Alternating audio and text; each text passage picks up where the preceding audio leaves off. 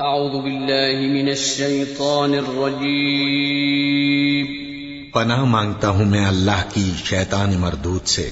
بسم اللہ الرحمن الرحیم شروع اللہ کا نام لے کر جو بڑا مہربان نہایت رحم والا ہے۔ السلام علیکم ورحمۃ اللہ وبرکاتہ۔ پچھلے دنوں ایک جماعتی ساتھی نے مشہور شیعہ خطیب علامہ شہنشاہ حسین نقوی صاحب کا ایک ویڈیو کلپ مجھے روانہ کیا۔ میں نے جب اس ویڈیو کلپ کو دیکھا تو اس کلپ کے اندر مجھے کافی ایسی باتیں نظر آئیں جو کہ قرآن و حدیث کے بھی منافی ہیں، بلکہ شیعہ حضرات کی جو کتابیں ہیں ان کے بھی منافی ہیں۔ اس میں سب سے پہلا نقطہ جو انہوں نے بیان کیا ہے وہ یہ ہے کہ سیدنا علی رضی اللہ عنہ کو اگر کوئی آدمی شیعہ کا رب الشیعہ کہے تو یہ صحیح ہے، درست ہے۔ اب ان دونوں آیتوں کو، تینوں آیتوں کو آپ نے جوڑ لیا۔ یہاں رب سے مراد وجوہ ان دونوں میں رب کا لفظ ہے۔ اضافے کے ساتھ جب ہم بات کریں گے تو مولا علی کو رب کہا جا سکتا ہے۔ رب امت مصطفیٰ علی ہے، غلط نہیں ہے۔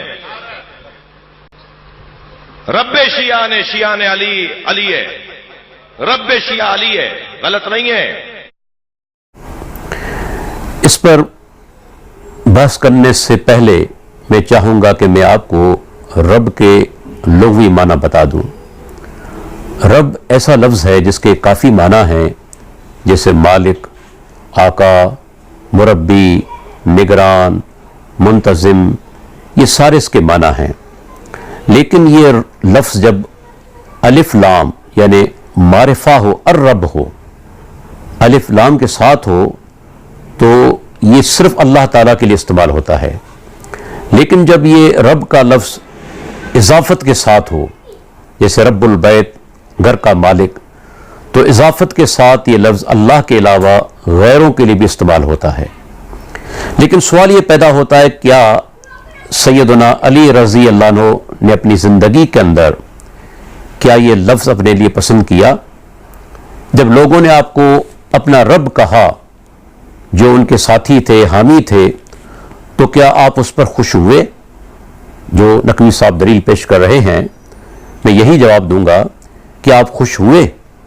دیکھیں میرے سامنے موجود ہے بحر الانوار، جلد نمبر 25، صفحہ نمبر 158 اور 59۔ آپ کے غلام کہتے ہیں، کمبر ان کا نام ہے، کہ 10 لوگ آپ سے ملنے کے لیے آتے ہیں اور ان کا یہ دعویٰ تھا کہ سیدنا علی رضی اللہ عنہ ان کے رب ہیں۔ جب آپ کو پتہ چلا تو آپ نے فرمایا کمبر سے کہ ان کو اندر لے آؤ۔ جب یہ آپ کے سامنے پہنچے تو آپ نے فرمایا ما تقولون، تم کیا کہتے ہو؟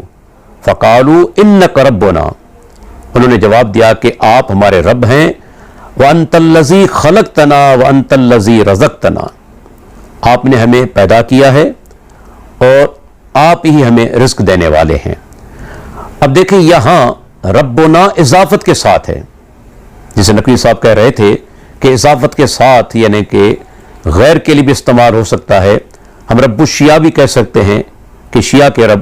اب یہاں وہی لوگ کہہ رہے ہیں کہ آپ ہمارے رب ہیں، یہاں اضافت کے ساتھ ہے۔ لیکن کیا سیدنا علی رضی اللہ عنہ اس پر خوش ہوئے؟ آپ نے تائید کی، بلکہ فرمایا ویلکم لا تفعلوا، تم پر افسوس ہے، ایسی بات مت کرو، انما انا مخلوق مثلکم، میں تمہاری طرح مخلوق ہوں۔ لیکن لوگوں نے رجوع نہیں کیا۔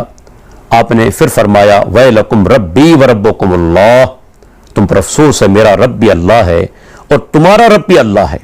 ویلکم توبوا وارجعوا، تم پر افسوس ہے، توبہ کرو اور رجوع کرو۔ لیکن ان لوگوں نے رجوع نہیں کیا اور آپ نے سزا کیا دی؟ ایک گڑھا آپ نے کھدوایا، اس میں آگ جلائی، ان تمام لوگوں کو نظر آتش کر دیا، یہ زندہ جل گئے۔ یہ آپ نے ان لوگوں کو سزا دی جنہوں نے کہا کہ آپ ہمارے رب ہیں۔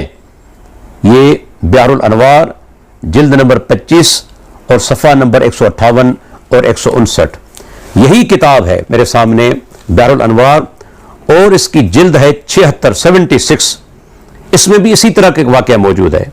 امام جعفر صادق رحمۃ اللہ علیہ فرماتے ہیں کہ آپ کے پاس کچھ لوگ آئے، فقالوا السلام علیک یا ربنا، انہوں نے کہا کہ اے ہمارے رب آپ پر سلام ہو۔ آپ نے ان سے کہا کہ توبہ کرو، توبہ انہوں نے نہیں کی۔ آپ نے ایک گھڑا کھدوایا اور ان کو اس گھڑے کے اندر ڈالا اور آگ کے اندر جلا ڈالا۔ یہ بھی بحر الانوار کا حوالہ ہے۔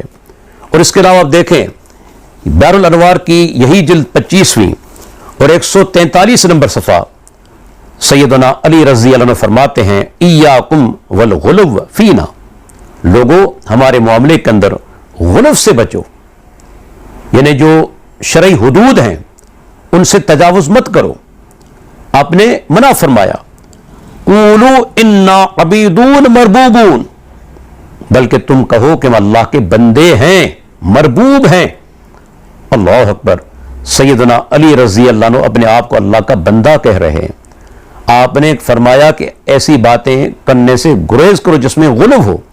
اور دیکھیں میرے سامنے موجود ہے کتاب رجال کشی، یہ بھی انتہائی مشہور کتاب ہے شیعہ حضرات کی، اور اس کا صفحہ نمبر 211 امام جعفر صادق رحمۃ اللہ علیہ فرماتے ہیں کہ اپنے ایک یعنی کہ ساتھی ابو بصیر سے کہتے ہیں یا ابا محمد ابرو ممن یزعم انا ارباب، اے ابو محمد میں ایسے لوگوں سے بیزاری کا اعلان کرتا ہوں جو کہتے ہیں کہ ہم رب ہیں۔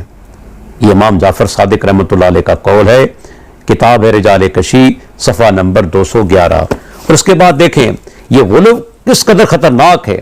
مشہور شیعہ عالم یہ ہے علامہ فرمان علی، جنہوں نے قرآن مجید کا اردو میں ترجمہ کیا ہے اور حاشیہ بھی انہوں نے لگایا ہے۔ وہ اس ترجمہ قرآن کے اندر صفحہ نمبر 94 اور سورہ آل عمران کی آیت نمبر 79 اس کی تفسیر میں لکھتے ہیں کہ حضرت علی فرماتے ہیں دو شخص میرے بارے میں گمراہ اور داخل جہنم ہوئے، ایک وہ جو میری دوستی میں افراد کر کے مجھے درجے سے بڑھا دیتا ہے، اور دوسرا وہ جو مجھے میرے مرتبے سے گھٹا دیتا ہے۔ اس سے ثابت ہوا کہ جو لوگ آپ کے فضائل کی خامخواہ تعویلیں کرتے ہیں یا کسی امام کو نبوت یا خدائی کے درجے تک پہنچا دیتے ہیں، خارج از ایمان ہیں۔ یہ الفاظ ہیں مشہور شیعہ عالم فرمان علی صاحب کے۔ اور اس کے بعد دیکھیں یہ میرے سامنے موجود ہے نہج البلاغہ، جس کے بارے میں مشہور ہے کہ یہ کتاب سیدنا علی رضی اللہ عنہ کی خود کی اپنی کتاب ہے۔ اس کا صفحہ نمبر 595 اور خطبہ نمبر 214 سیدنا علی رضی اللہ عنہ فرماتے ہیں فَإِنَّمَا أَنَا وَأَنْتُمْ عَبِيدُونَ وَمُلُوكُونَ، وہ کہتے ہیں کہ میں اور تم ہم بندے ہیں اور مملوک ہیں، لے رب لا رب غیر ہو، اس اللہ کے بندے ہیں جس کے علاوہ کوئی یعنی دوسرا رب نہیں ہے۔